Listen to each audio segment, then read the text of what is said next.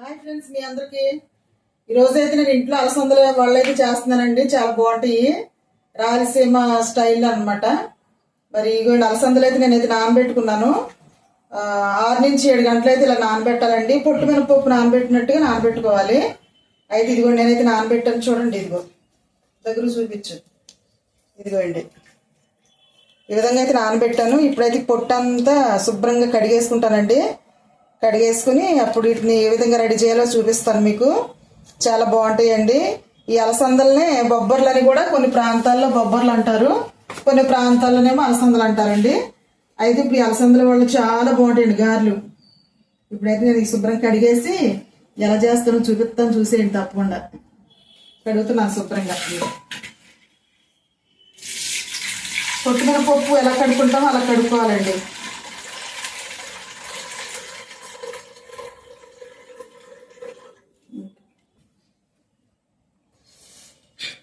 ఇదిగో అండి పప్పు అది కడిగేసాను, పై పొట్టు అంతా తీసేసాను. ఇంకా కొంచెం అక్కడక్కడ ఉంది కానండి, ఉన్నా పర్వాలేదు, బాగుంటుంది అది ఉంచుకుంటే అక్కడక్కడ కొంచెం. సరే ఇదిగోండి ఇప్పుడైతే దీన్ని ఏం చేస్తున్నానంటే ఇదిగోండి వడప పొట్ల ఇందులో వేస్తున్నాను. అలసందల గారెలకి అస్సలు వాటర్ ఉండకూడదండి. అసలు వాటర్ లేకుండా మనం మిక్సీ వేసుకోవాలండి, లేకపోతే పప్పు అంతా జోరుగా అయిపోద్ది. అందుకని చెప్పేసి ఇదిగో ఇందులో అయితే వేస్తున్నాను. వేసి ఒక 10 నిమిషాలు అయితే వదిలేస్తానండి. ఇలా ఉంచితే ఇందులో ఉన్న వాటర్ అంతా కూడా మొత్తం బయటకు వచ్చేది. అప్పుడైతే మనం మిక్సీ వేద్దాం. ఒక 10 నిమిషాలు అయితే వదిలేస్తానండి.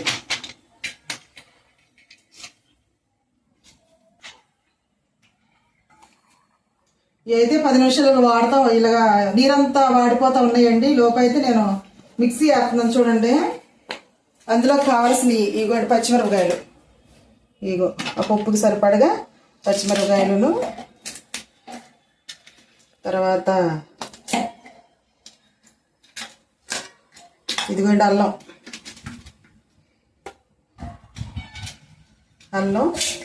అలాగే ఇగోండి ఉల్లిపాయలు. చూపించాగా ఉల్లిపాయల తర్వాత ఇది జీలకర్ర. ఇప్పుడు ఇవన్నీ కూడా చక్కగా కచ్చాపచ్చాగా మిక్స్ అయితే పడదామండి. అంత దూరం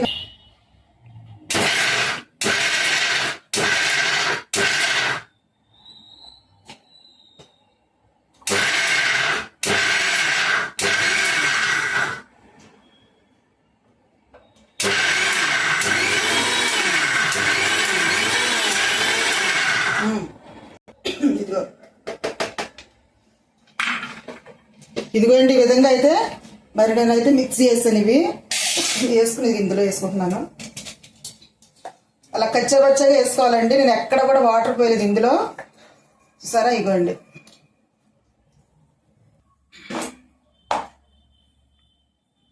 ఇప్పుడైతే 10 నిమిషాలు అయితే అయింది. మొత్తం ఇందులో ఈ వాటర్ అంతా కూడా వెళ్ళిపోయి చక్కగా ఇవి వస్తారా ఎలాగున్నాయో. ఇప్పుడైతే ఇది మిక్సీ వేద్దామండి.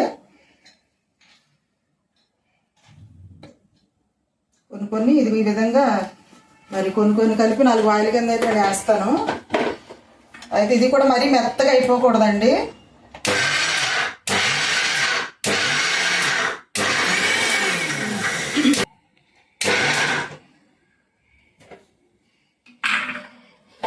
ఇదిగోండి ఈ విధంగా అయితే వేసుకోవాలి. ఇస్తారు ఎలాగుందో, అస్సలు వాటర్ ఎక్కడా కూడా తగలకూడదండి. ఇదిగో ఇలా పొడిలాడితే కచ్చాపచ్చగా వేసుకోవాలి. ఇందులో వేస్తున్నాను.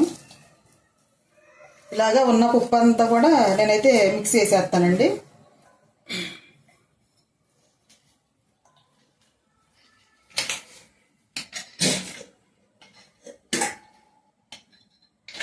ఈ పప్పు అంతా వేస్తానండి ఇప్పుడు.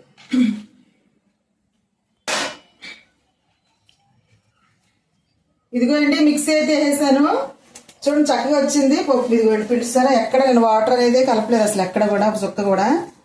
ఇప్పుడు ఇందులో అయితే అడిగిన అల్లం, మరి పచ్చిమిరపకాయలు, మరి ఇంకా వేసాను కదా జీలకర్ర, ఉల్లిపాయలు మిక్స్ వేసేసింది అడుగున ఉంది. ఇది వచ్చేసారు కదా, ఇదిగోండి ఇందాక వేసాను కదా, పైన పప్పు వేసాను. ఇప్పుడు ఇందులో అయితే ఇదిగోండి సాల్ట్ వేస్తున్నాను, సరిపోయినంత సాల్ట్ను, తర్వాత కొంచెం పసుపు వేస్తానండి. అలసందలు గారెలు తింటే ఇంక తినే కొద్ది తినాలనిపిస్తుందండి.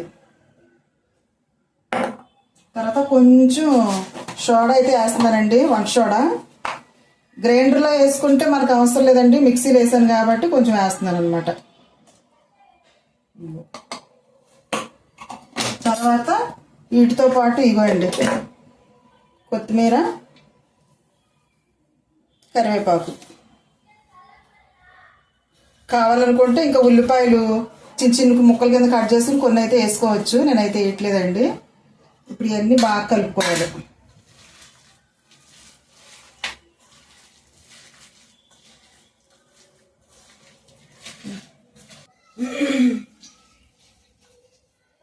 ఇదిగోండి ఈ విధంగా అయితే చక్కగా పిండి మొత్తం అన్నీ కలిపేసాను, చూసారా? ఇదిగోండి పిండి. ఇప్పుడైతే పొయ్యి మీద బాండి పెట్టేసి అప్పుడు గారెలు అయితే వేద్దామండి. ఇదిగోండి బాండి పెట్టేసి ఆయిల్ అయితే పోసాను. ఇప్పుడైతే పొయ్యి వెలిగిస్తున్నానండి. ఇప్పుడు ఆయిల్ కాగిన తర్వాత అప్పుడైతే మనం గారెలు వేద్దాం. ఆయిల్ అయితే పెట్టానండి, కాగింది. ఇది ఇప్పుడైతే ఇది కూడా కొంచెం కొంచెం పిండి తీసుకుని చక్కగా సరే ఇలాగా వడలైతే చేసుకుందాం. గారెలు అనొచ్చు, వడలు అనొచ్చు. ఇప్పుడైతే ఇది మధ్యలో పెట్టుకుని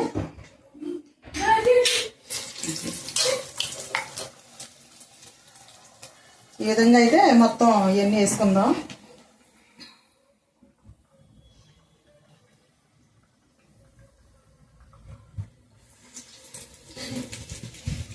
రాయలసీమలో ఎక్కువగా ఇదే అలసందల గారెలు ఎక్కువ వండుతారండి. మేము వెళ్ళినప్పుడు కూడా అక్కడ ఎక్కువ ఇవే తింటా ఉంటాం. ఈ అలసందలు కూడా నేను అక్కడి నుంచే తీసుకొచ్చాను. ఈ విధంగా అయితే మొత్తం వేద్దాం. ఎక్కడ నీళ్ళు అయితే నేను కలపలేదండి, ఎందుకంటే వాటర్ పోసామంటే మళ్ళీ పిండి జోరైపోయి మనకు రావు.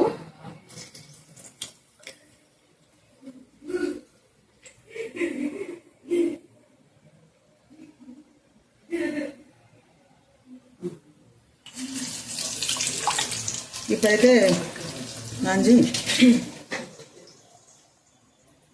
సరే ఉడుకుతా ఉన్నాయండి. ఇప్పుడు ఎర్రగా వచ్చినాయండి, ఇలా తిప్పుకుందాం. ఈ పక్కకి చాలా బాగా వస్తున్నాయండి, చాలా క్రిస్పీగా చాలా బాగున్నాయి చూడటానికి.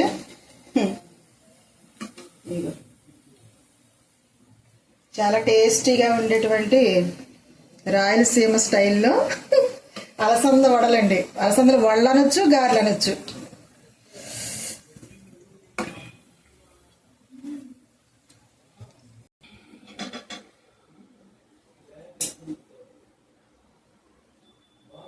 ఇగోండి గారెలు చూసారా?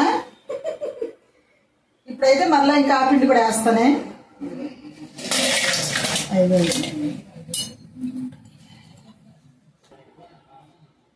అయితే ఈసారి ఇదిగో మళ్ళీ వేస్తున్నానండి.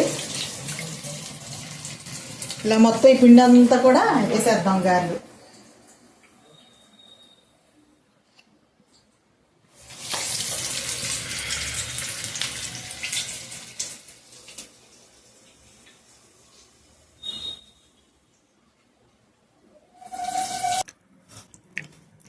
ఇగోండి గారెలు అయితే రెడీ చేశాను. కొన్ని అయితే వేడివేడిగా పిల్లలు అయితే తినేశారు.